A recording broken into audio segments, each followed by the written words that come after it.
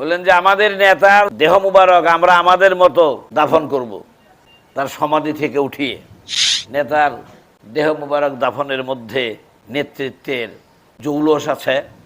তখন মাওলা আলী কি করলেন, সদরুদ্দিন খাজা বাবার মাওলার অভিষেক ইসলামের মতভেদের কারণ বইটি একটু দেখবেন, এখানে আছে। জুলফিকার নিয়ে মাওলা আলী রসুলের সমাধির উপরে গিয়ে বসলেন গম্ভীর্যতা নিয়ে, আর নয় এই ভাব নিয়ে।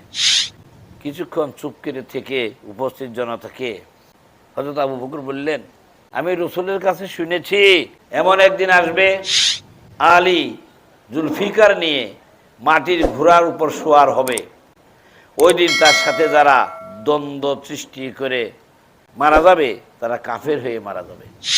এই রসুলের রওজা মুবারক এটাই হয়তো বা সেই মাটির ঘোড়া। তখন সব চলে গেল।